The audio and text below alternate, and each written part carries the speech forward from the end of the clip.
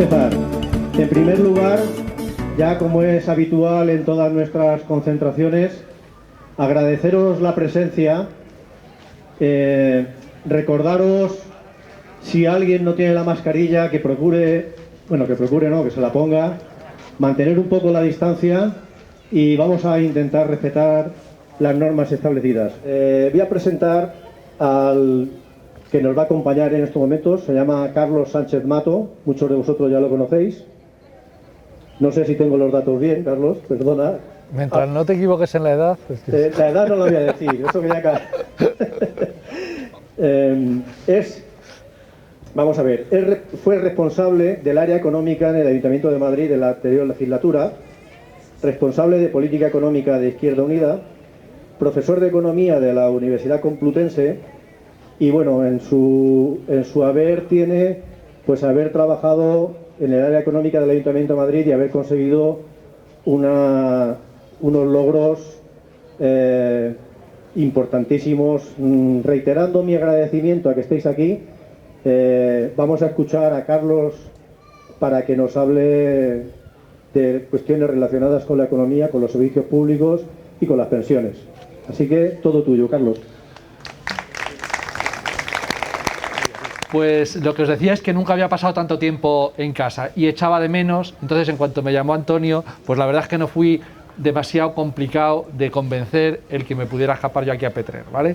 Gracias de todas maneras, además, porque yo estoy cómodamente sentado aquí en este sitio que me parece excelente, no envidio el auditorio, pero vosotros y vosotras andáis muchos por ahí de pie e intentaré ser capaz de distinguir vuestros síntomas de cansancio y parar en el momento oportuno, antes de que os desmayéis o huyáis sin que yo me dé cuenta. Pero hablar de economía en el momento actual y que haya gente que un sábado por la tarde le apetezca estar aquí en el parque, muchos de vosotros y vosotras, como decía antes, de pie, escuchando y participando en un acto en el que se habla de economía, pues me hace recordar buenos momentos, ¿no? Buenos momentos no hace ni siquiera una década en que muchísimas plazas, muchísimas calles, muchísimos parques pues recogían charlas que hacíamos pues sentados en el suelo, ¿no? Esa marea que desbordó en la continuación de esa etapa del 15M por todo el Estado español y por muchos lugares de Europa y de América Latina, pues es algo que nos tiene que hacer recordar los elementos enormemente positivos que tuvo la economía en la calle, la capacidad de aprender juntos y juntas en la calle. Esto no consiste en que yo vengo y os suelto historias y directamente os las creéis. Vosotros y vosotras veréis, si os las queréis creer. Para lo que tienen que servir este tipo de actos es para estimular las ganas de no creerse precisamente lo que es la doctrina oficial, la doctrina ortodoxa, también desde el punto de vista de la economía. Porque yo os tengo que decir, aunque alguna cosa cuando me has presentado pues lo has dejado intuir, tengo posición política, yo vengo con ideología y cuando hablo desde mi ideología, con datos oficiales, pero desde mi ideología. Yo no me escondo, no es como la gente que va a Antena 3, a Televisión Española y dice, no, yo soy economista pero yo vengo a hablar en plan técnico, ¿no? O sea, es una manera, la que tienen esos economistas más conocidos, de intentar disfrazar la ideología que tienen, porque tienen ideología igual que yo. Lo que pasa es que ellos no la dicen. Yo os confieso que soy rojo, muy rojo, bastante rojo. Entonces, mi planteamiento va desde ahí. Esperad, que a lo mejor os digo luego cosas que no os gustan, ¿eh? O sea, pero quiero decir que mi planteamiento va desde un análisis muy concreto de la economía en el sistema capitalista en el que vivimos y, aunque aporte todo tipo de datos que intenten justificar mi posición, yo no digo que lo compréis, yo digo que lo investiguéis, yo digo que busquéis la manera de confrontar esto que estoy comentando. Y lo primero, una pregunta. Hay aquí gente con más edad y gente con menos, ¿no? Pero me he fijado aquí en... Tomás, te llamas, ¿no? Sí. Tomás, ¿tú crees que vas a cobrar pensión? Con este sistema complicado. Vale, pues ya ha sido bastante más avanzado, porque es que yo le pregunto, yo tengo 2 hijas ya mayorcillas, pero vamos, 23 y 20, ¿no? Y politizadas, con ideología y tal, y que cuando les pregunto si van a cobrar pensión me dicen que no, y lo hablaba antes con los compañeros en la comida, eso es un fracaso.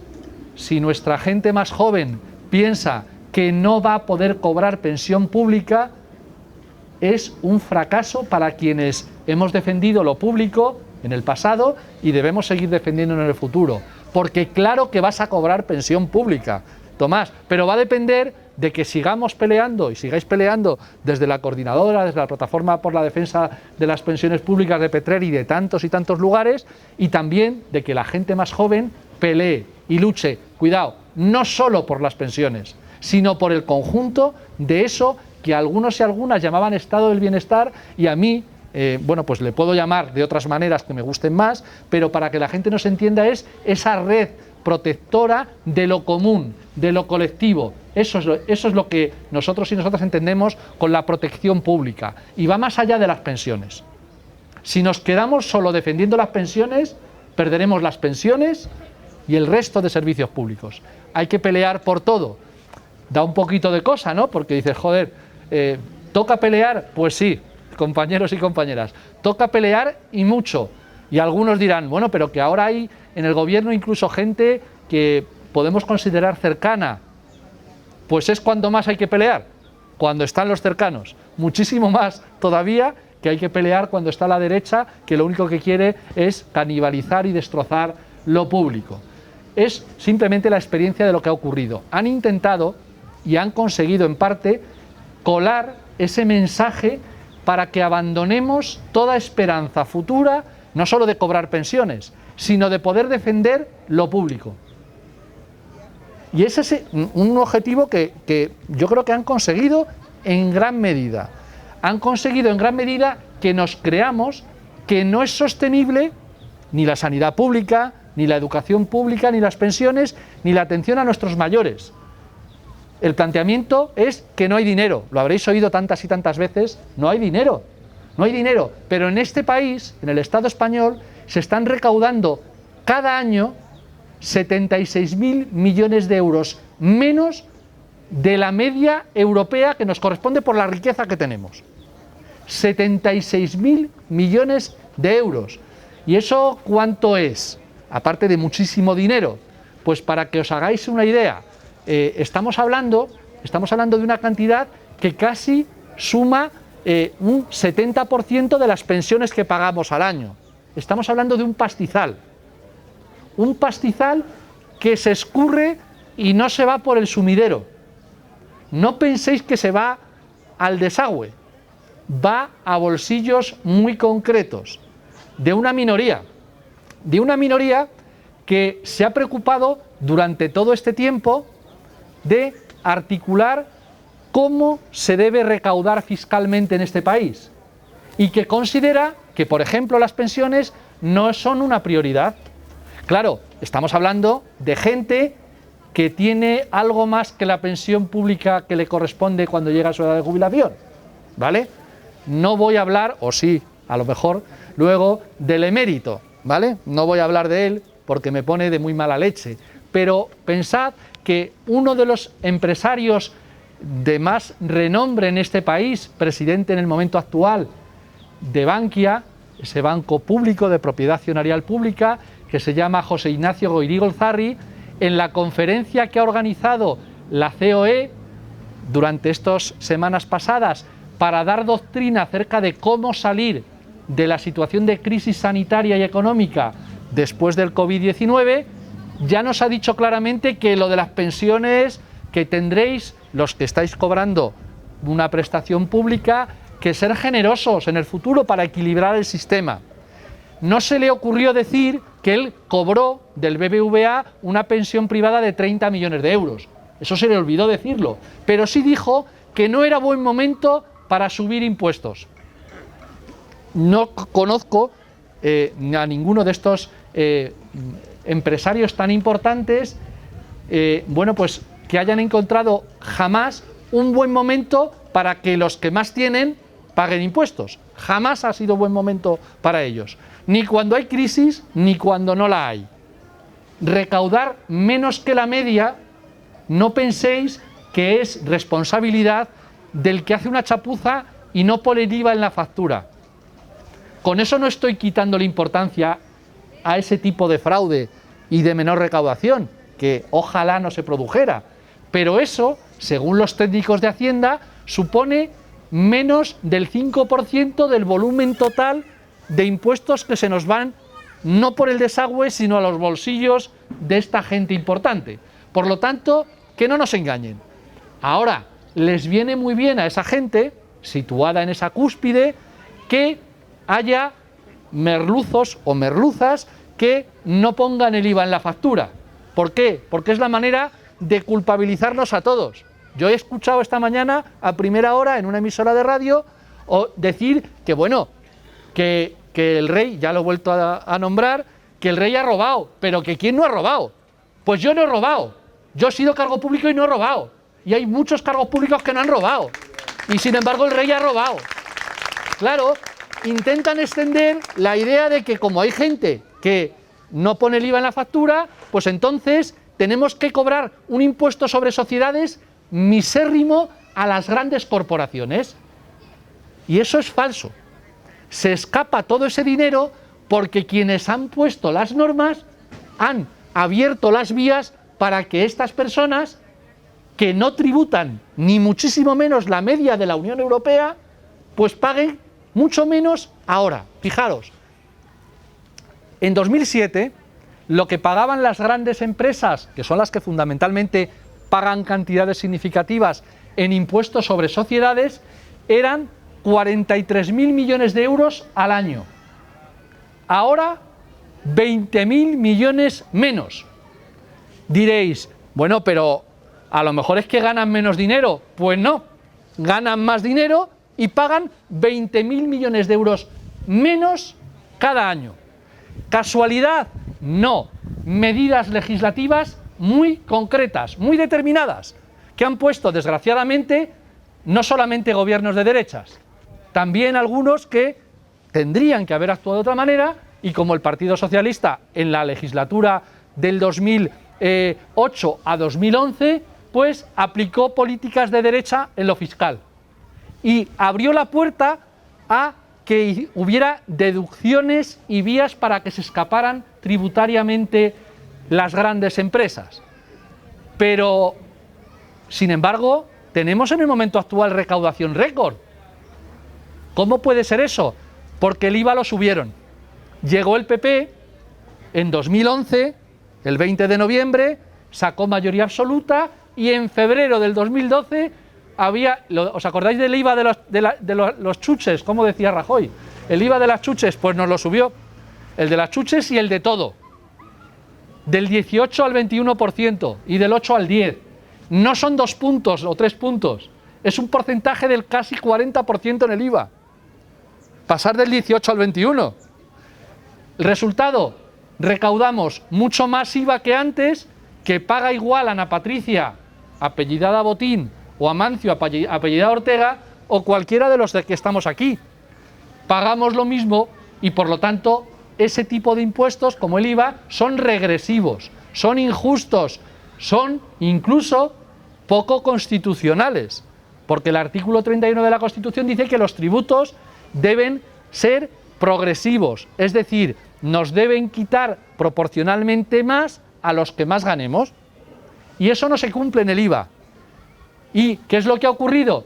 Que se han forzado determinados tributos para recaudar más y se ha aligerado la carga a esa pobre gente que gana más de 600.000 euros al año. Pobre gente, ¿no? Pobre gente que tiene que buscar formas de que los gobiernos que en su momento están en el Palacio de la Moncloa dicten normativa que les beneficie. Esto es muy antiguo, esto ha pasado siempre. Ahora, con la cara con la que actualmente lo hacen, es difícil encontrar momentos históricos en los que esto haya pasado así. En los momentos de más crisis plantearon que había que poner un recargo de solidaridad en el IRPF. Pero claro, ese recargo de solidaridad fundamentalmente lo pagaron eso que se llaman las clases medias y la clase trabajadora. Eso es lo que fundamentalmente han sido los paganinis desde el punto de vista fiscal. Y por el camino las grandes empresas se han escurrido. También las grandes fortunas. ¿Quién quitó el impuesto sobre patrimonio? ¿Alguien se acuerda? Lo quitó Rodríguez Zapatero. Y luego, en plena crisis, lo volvió a poner, pero dejando una puerta abierta que, por ejemplo, en la Comunidad de Madrid, que es donde yo vivo, permite que cada año 18.000 afortunados se lleven 1.000 millones de euros de rebaja fiscal. Entre 18.000, 1.000 millones de euros. Eso, en mi barrio, yo soy de barrio, se llama robar. Nos están robando porque nos están vaciando la caja para luego indicar que no hay suficiente dinero para actualizar las pensiones con arreglo al IPC. Fijaros qué burrada lo que estamos diciendo. Estamos hablando de que las pensiones no pierdan poder adquisitivo. No hay para eso. ¿Por qué? No hay para eso porque has abierto la caja y estás permitiendo que se beneficien fiscalmente las rentas más altas. Cuando vienes a hablar de subir impuestos a esas minorías, ¿sabéis lo que dicen? Que es un sablazo fiscal. Sablazo fiscal. Yo reconozco que he sido protagonista de un sablazo fiscal en mi etapa de gobierno en el Ayuntamiento de Madrid. Además, presumí de ello. Ahora, fue a un 0,3% de los madrileños. El ABC, El Mundo o El País no distinguían. Decían el sablazo fiscal de Sánchez Mato. Se les olvidaba que el sablazo fiscal era a 2.970 ricos de Madrid. Ahora, vaya ricos, vaya ricos. A esos les subí los impuestos y se los subí bien. Lo reconozco. Le bajamos los impuestos al 99,3% de los madrileños. El resultado es que cada año entraban en la caja del ayuntamiento 100 millones de euros más. Y diréis, joder, algunos decían, eres un mago, Carlos, ¿cómo lo haces? Que no, está chupado. Es que estos poquitos tienen mucho, tienen muchísimo y no quieren pagar. No quieren pagar y están haciendo todo lo humanamente posible y lo políticamente imposible para no pagar. Hacen lo que sea, hasta torcerle la mano a presidentes del gobierno. ¿Hay alguna forma de evitar que nos tuerzan la mano? Pues claro que la hay. Solo la movilización, solo la pelea, solo la lucha, solo el plantear argumentos políticos que desmonten esa situación hará que en vez de escuchar los cantos de sirena de la COE y de estos grandes empresarios a los cuales las pensiones públicas se las traen al fresco y lo que ocurra con los servicios públicos les da igual, solo la presión del pueblo hará que cambien las cosas. Y es perfectamente posible, porque desde luego, desde el punto de vista técnico, si hay algo claro es que dinero existe, que capacidad de recaudar más existe, pero no solamente es esa la vía. Me imagino que de vez en cuando oiréis eso de que el Banco Central Europeo está lanzando manguerazos de dinero. ¿Os ha llegado algo? ¿Os ha llegado algo alguno? Sois unos pringaos. O sea que a vosotros nos ha llegado. Pues estamos hablando de que desde el mes de febrero hasta diciembre se van a crear billetitos, no se hacen con máquina, son apuntes contables en los ordenadores, pero se van a crear 1,3 billones, con B de burrada, de euros. O sea, 1,3 millones de euros. Esos se han creado, ¿vale? Pero no se han llegado, ¿vale? No se han llegado porque para lo que sirve ese dinero es para dárselo a las entidades bancarias, se lo damos a las entidades bancarias después de crearlo nosotros y luego las entidades bancarias nos lo prestan a nosotros. ¿A qué es inteligente eso? Es lo normal, ¿no? O sea, nosotros creamos el dinero, se lo damos a los bancos y los bancos nos lo prestan a nosotros cobrándonos un suplemento. ¿Puedo decir gilipollas? Somos gilipollas. O sea, estamos entregando el dinero al -1%. O sea, les pagamos a los bancos por darles el dinero y los bancos nos cobran un 1,5. Si somos un Estado, si somos un autónomo, una empresa, que alguien diga cuándo le están cobrando los préstamos que ahora mismo les están dando a las empresas, ¿vale? La media, bueno, que cada uno podrá tener su historia, si alguna persona conoce algún caso. Yo os digo la media, ¿cuánto están prestando? Están prestando al 4,5% de media. Un dinero que no es que lo obtengan gratis, que les pagamos el 1%. Voy a decir una locura que a lo mejor técnicamente es un disparate. ¿Y si lo prestáramos directamente desde el Estado? A lo mejor, no sé, que a lo mejor es una locura lo que estoy diciendo. O sea, en vez de darles el dinero y que nos cobren un diferencial del 5,5, y si lo cobráramos, y si lo prestáramos directamente a través de banca pública, que por cierto existe, ¿qué pasaría? Pues que al señor autónomo que va a por el préstamo le saldría más barato y al Estado pues le daría exactamente igual, ¿no? Pierde alguien, ¿eh? ¿Quién pierde? Pierden los bancos. Ahí está lo jodido. Lo jodido es que pierden los bancos. Y estos señores no se presentan a las elecciones, pero llaman por teléfono a la ministra de Hacienda y la ponen firme. Ese es el problema, que la ponen firme. Pero claro, lo que hay que trabajar es para que el miedo y el pánico lo sientan nuestros gobernantes, no por la llamada de la presidenta del Santander o del presidente del BBVA, sino que el pánico lo sientan por lo que siente que les puede pasar si el pueblo se cabrea. Ese es el pánico que tienen que sentir.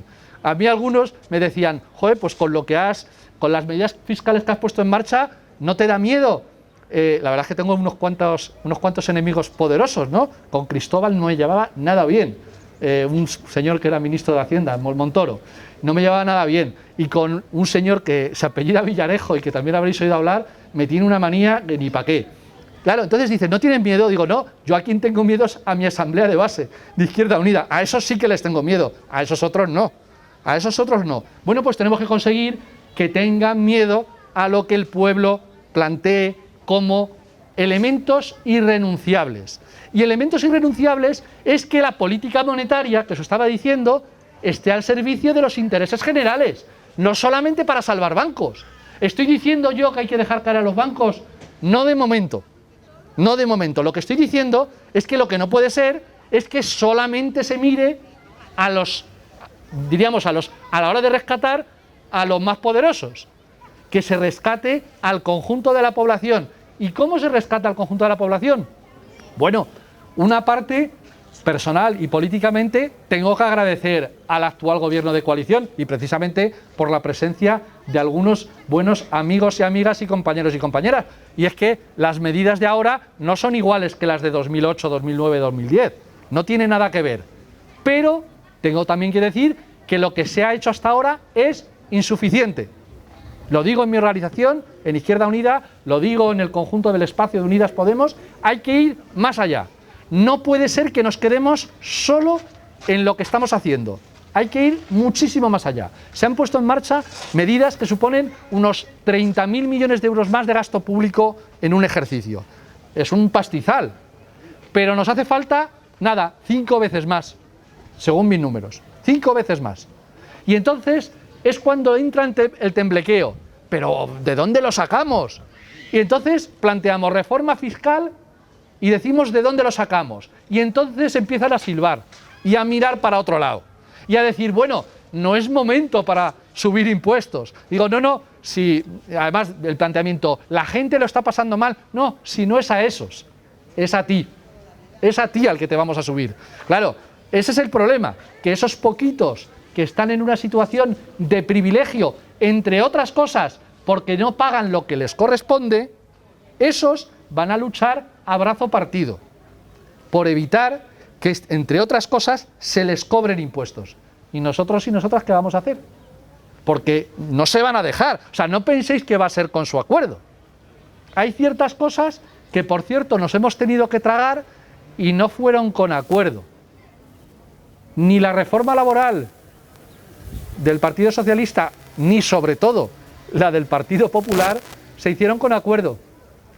Por lo tanto, a mí, cuando el señor Garamendi clama esto, vamos a ver, el diálogo social, yo le digo, ¿dónde estaba el diálogo social en 2012? Porque nos cascaron una reforma laboral que lo que ha hecho ha sido precarizar el empleo, rebajar las bases de cotización de la gente que está trabajando y luego no hay para pensiones. Claro, si de esos polvos vienen estos lodos.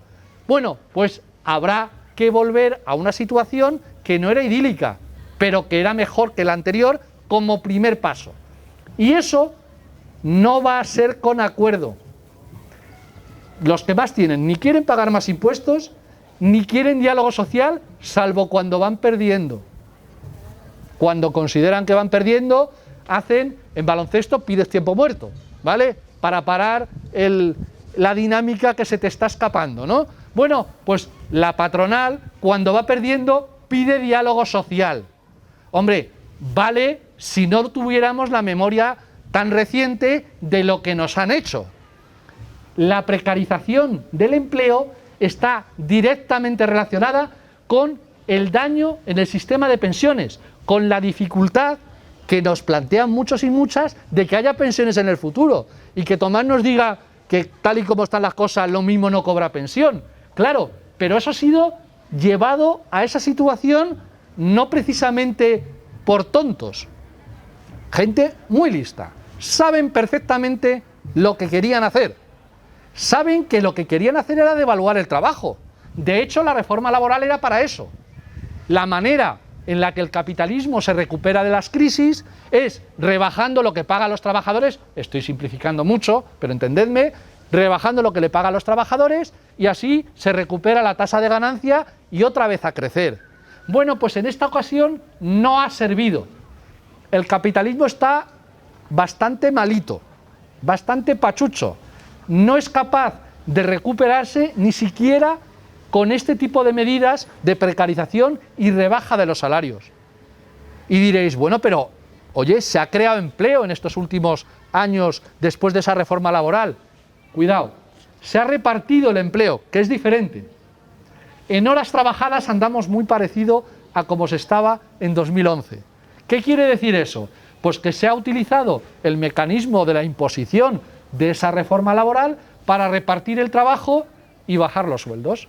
Eso es muy simplificado lo que ha ocurrido, precarizando el trabajo también desmontando la capacidad de la negociación colectiva de los sindicatos de clase a la hora de organizarse y pelear por mejores condiciones. Y todo eso, imaginaos que hubiera servido para mejorar los beneficios de las empresas hasta el punto de que el capitalismo estuviera otra vez boyante. Pues no. Cuidado, han ganado dinero con eso, pero no suficiente. Tenemos un problema, porque el sistema antes nos pisaba la cabeza y al menos luego contrataba en el futuro a gente. Pero es que ahora ya no pasa. La economía, en estos últimos años, lo que ha demostrado es que, bueno, pues el capitalismo de propio éxito, de crecimiento, bueno, pues no es capaz de generar oportunidades suficientemente interesantes a todos estos grandes empresarios que se reúnen en las conferencias de la COE. No es suficiente. ¿Por qué? Porque cuando hablamos de beneficios hay que compararlo con la masa de capital que hay que satisfacer. Imaginaos, yo gano 1.000 euros en un año de beneficios. ¿Y qué es eso? ¿Mucho o poco? Depende de lo que haya puesto. Si yo he puesto 1 euro y he conseguido ganar 1.000, es una apuesta buena. Si yo he tenido que poner 1.000.000 de euros para ganar 1.000, es una mierda de apuesta. Bueno, pues el problema del sistema capitalista es que estas ingentes cantidades de beneficios que nos hacen que abramos los ojos así como platos son insuficientes para satisfacer la rentabilidad que exigen los dueños del capital. Lo dijo un tocayo mío hace un tiempo. Esto está, claro, el capitalismo muere de éxito, de propio crecimiento, es incapaz de poder mantenerlo en el futuro. Y de ahí vienen crisis financieras, cuidado, que nadie piense que lo de COVID-19 ha sido la causa de la crisis económica. Hombre, claro, un parón de la economía lo que hace es detonar la crisis, pero la crisis estaba ya ahí. Daos cuenta que durante los años anteriores esos beneficios han sido por la reforma laboral, por ejemplo en el Estado español, y porque el dinero era gratis. No para vosotros, para las grandes empresas y los bancos. Para eso era gratis. Con políticas monetarias del Banco Central Europeo que lo que hacen es que la economía esté dopada. Eso en el ciclismo está muy mal visto, pero en el capitalismo les encanta. En el capitalismo a estos grandes empresarios y grandes banqueros les parece un horror el Estado, las administraciones públicas, el gasto público. Ahora, que el Banco Central Europeo les inyecte dinero al 0%, les parece de cine. De hecho, les parece también de cine que el Estado salga al rescate de las empresas privadas. Venía yo esta mañana para acá, para Levante, y venía leyendo que Globalia, que es una gran empresa del sector del turismo, a lo mejor no la conocéis, pero si os digo algunas de las empresas, esas seguro que sí, Air Europa y Viajes Halcón son dos de las empresas propiedad de Globalia, ha pedido un rescate al Estado, pero el rescate lo pide diciendo, dadme dinero, pero nadie entre en el accionariado de mi empresa, o sea, yo no pierdo la propiedad, a mí me das dinero, baratito, rescate, pero no pierdo parte de la propiedad. Curioso capitalismo el de estos señores capitalistas, que yo sepa, lo del capitalismo es que pones dinero y entonces tienes una parte de la empresa, ¿no? Pues no, eso es el capitalismo, diríamos, de mercadillo que utilizan estos, que es, tú pones el dinero, yo hago beneficio con el dinero y no tienes ningún tipo de cosa que decir a la hora de decidir qué es lo que hago yo con la empresa, ¿no? La verdad es que es inteligente, pero claro, si les ha funcionado siempre la historia, les ha funcionado también, yo lo que me extraña es que no nos pidan además que nos pongamos a cuatro patas, porque, bueno, no hay que descartarlo todavía, podría ocurrir, porque lo que ellos plantean como rescate es, deme usted el dinero gratis y ya si eso yo ya se lo devuelvo, ¿vale? Bueno, pues quizá a lo mejor había que poner pies en pared. Y había que decir que los rescates para conservar el empleo, por descontado que sí.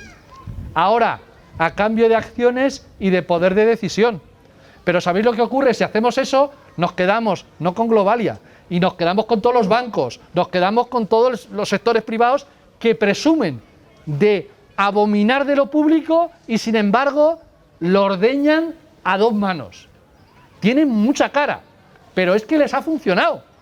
Ellos y ellas han actuado de esa manera en la anterior crisis y dijimos desde mi formación política, desde el espacio de Unidas Podemos, desde Izquierda Unida dijimos en todo momento, esta crisis no la vamos a pagar, aquí hay una línea roja, pero ya están moviéndose, ya están planteándose a nivel europeo cómo y de qué manera se pueden bloquear determinadas decisiones que permitan mínimas transformaciones a la hora de que haya más justicia.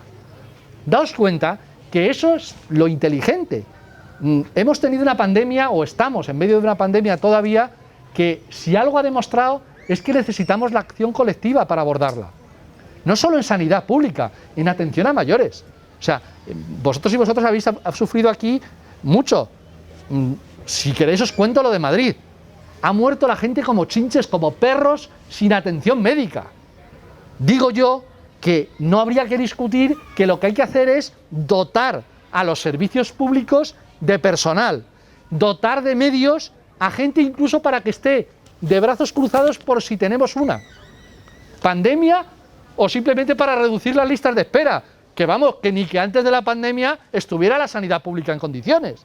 Bueno, pues no, ya estamos en el verano que sigue al estado de alarma y prácticamente las comunidades autónomas de la derecha simplemente están cubriendo las bajas por vacaciones, así, directamente. O sea, fijaos, si hay rebrotes, lo que va a pasar. Pues lo mismo.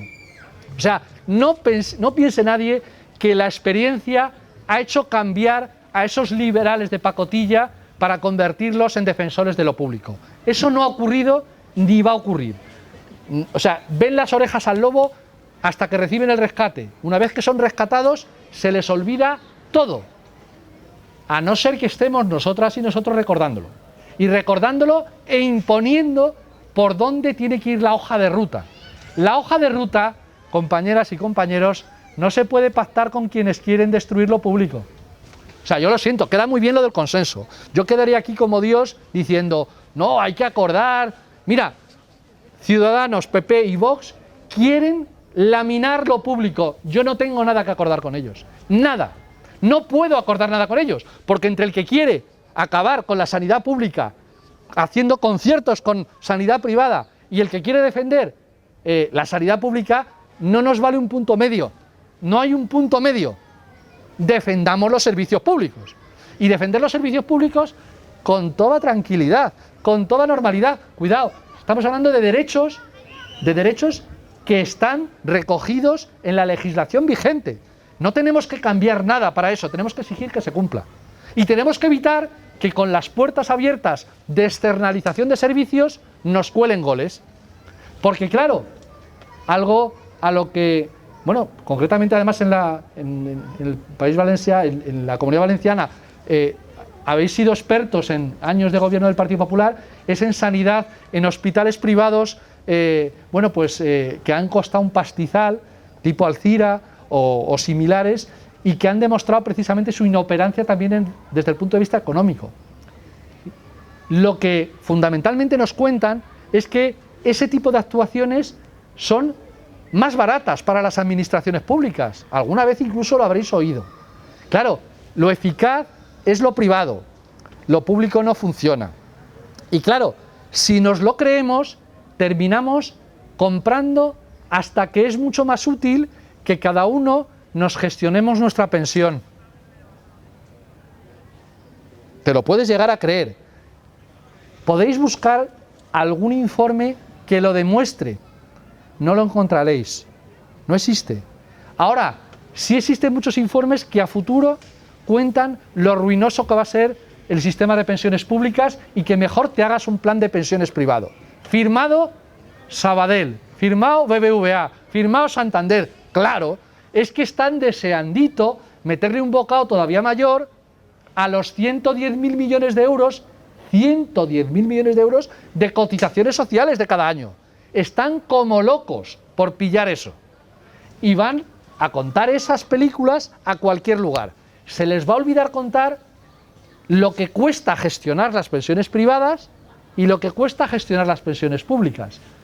Preguntaba, y fijaros que estaba comiendo con compañeros y compañeros, eran todos compañeros que conocen el tema de las pensiones, y les preguntaba cuánto cuesta gestionar la pensión si tú tienes un plan de pensiones privados. ¿Alguien sabe qué porcentaje, así mientras bebo un trago, le puede cobrar un plan de pensiones privados a alguien, pues por comisión de funcionamiento? Y bebo.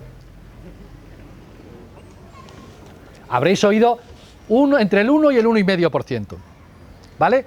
Eso es lo que cuesta, pues que lo gestionen, ¿no? ¿Sabéis cuánto cuesta gestionar las pensiones públicas con respecto al monto total gestionado, en porcentaje? La 10ª parte. Son números oficiales. La 10ª parte. Eso no lo escucharéis en ningún lado. Pero sí escucharéis que las pensiones públicas son una ruina y no va a haber, y que mejor te hagas tu plan de pensiones privado. Claro, ellos necesitan tocar esa parte de nuestros ingresos, porque son nuestros ingresos. Las pensiones son salario diferido.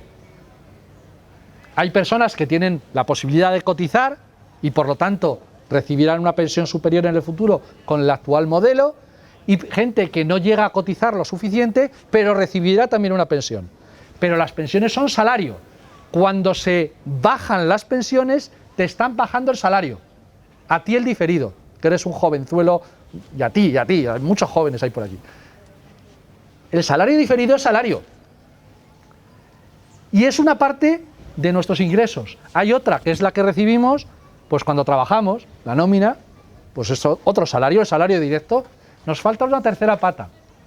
El gasto público, es decir, la sanidad pública, la educación pública, pues todos los gastos públicos también es salario. Las políticas públicas son salario indirecto. Cuando te recortan políticas públicas te están bajando el sueldo. Lo que ocurre es que no te lo bajan igual a ti que a Ana Patricia. A Ana Patricia, si le bajan 1.000 euros de los 11 millones de euros que gana al año, pues no le importa mucho. Al que gana 10.000, si le bajan 1.000, le joden, vivo, le destrozan. El que no tiene otra alternativa que su centro de atención primaria en sanidad, porque no tiene una mutua privada o no se puede ir a Boston, a una clínica privada para que le traten una enfermedad, a ese, el que recorte en la sanidad pública, no digo que no le importe, pero le importa mucho menos que a ti que a mí, mucho menos. El que tiene otras opciones desde el punto de vista cultural, social, no va a ir nunca, Goirigolzarri no va a ir nunca al centro de servicios sociales, no va a ir nunca, pero a lo mejor cualquiera de nosotros y nosotras sí. Por lo tanto, los recortes, esos no le afectan a todo el mundo. Claro, lógico que ellos defiendan recortes, si es normal, porque hay que tener estabilidad en las cuentas públicas. ¿Cuántas veces lo habréis oído? La estabilidad en las cuentas. Yo incluso se lo he escuchado, les contaba una anécdota a los compañeros, al señor Montoro, que daba para muchas anécdotas, ¿eh? El tío se enrollaba más que yo. O sea, para que yo tuviera dificultad para hablar, imaginaos, o sea, era complicado. Bueno, pues el tío defendiéndome la estabilidad presupuestaria. Y yo diciendo, pero señor Montoro, 11 presupuestos lleva en su vida, ha sido el que más presupuestos ha hecho como ministro, como secretario de Estado de Hacienda, en este país, en la historia, en toda la historia, no en la democracia, en toda la historia. 11 presupuestos. Le digo, pero señor Montoro, si usted lleva 0 de 11 presupuestos con equilibrio presupuestario, y yo llevo 3 de 3 con superávit, que genero yo inestabilidad en las cuentas del Reino de España, ¿pero qué me está diciendo? Claro, es que el déficit es algo político, no es un tema solamente de más gastos que ingresos, no, es un concepto político. A mí no me importa que haya déficit público y deuda pública, depende para qué te lo hayas gastado. Si es para fortalecer los servicios públicos, venga déficit, no hay problema. Pero tampoco haría falta tener déficit público. Si os estamos diciendo, estamos comentando que hay muchísimo dinero que no se está recaudando a quienes más tienen. ¿Por qué hay que tener déficit público?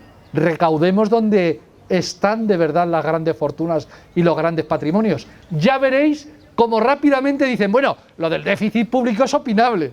En el momento en que digamos que hay que ir a recaudar dinero en estos grandes patrimonios, dirán, hombre, tampoco te pongas tan talibán con lo del déficit público. Pues fijaros, lo que sí que tenemos que tener nosotros y nosotras como elemento de línea roja es que los servicios públicos son sagrados. Sagrados, en el sentido más literal del término. Quiere decir, no se tocan, no permitimos que se toquen porque son nuestro salario indirecto. Los otros tampoco. Por eso hay que derogar la reforma laboral, porque el salario directo depende mucho de esa reforma laboral. Y las pensiones, ese salario diferido, pues no basta solamente con garantizar el poder adquisitivo, porque nos metieron un gol con una cosa que se llama factor de sostenibilidad, que me imagino que habréis tratado en diferentes reuniones, que es brutal. Planteamiento, fijaros, mercantilista a tope. Es, si tú esperamos que vivas más, te reparto la pensión entre más años. Digo, hombre, yo he visto a trileros en la calle de los Sierpes con los cubitos hacerlo con más habilidad. Hombre, eso es un timo, sobre todo cuando hay capacidad, ya digo, tanto para recaudar como para actuar con determinadas bolsas de deducciones, por ejemplo, las de los planes de pensiones privados para las rentas altas, que hay que eliminar directamente. Eso quitaría, en el momento actual, aproximadamente un 20% del déficit del sistema público de pensiones en el momento actual. Creo que he dado, yo creo que ya me pasa mucho de tiempo, no sé si, remato y que si alguien quiere intervenir, pues mejor. Lo que quería con esto indicar es que ninguno de estos elementos nos tienen que hacer pensar que estamos ante cosas inabordables. Es perfectamente posible y además es que no hay otra, porque este país no va a aguantar otro hachazo, no lo va a aguantar desde el punto de vista social, y hay gente que a lo mejor no es capaz de percibirlo en su entorno más inmediato.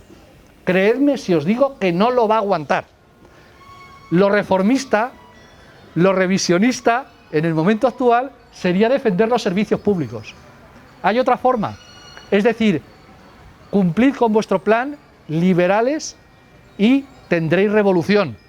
Tendréis revolución, con toda seguridad. Pero yo no pienso que haya que actuar con el cuanto peor mejor, porque por el camino la gente sufre. Y hay que estar con la gente, no hay que pensar en lo que es mejor desde el punto de vista de estrategia política a largo plazo. Yo tengo la absoluta seguridad de que este pueblo, y no digo Petrer, este pueblo no aguanta una situación de desigualdad tan lacerante con un desmantelamiento de servicios públicos como el que se ha producido en estas décadas. No lo aguanta. No lo aguanta sin que hasta mi abuela, que en paz descanse, salga con la hoz y con el martillo. Creo que merece muchísimo más la pena el que seamos capaces de hacer ver que este planteamiento de defensa de los servicios públicos es la mejor salida hasta para ellos.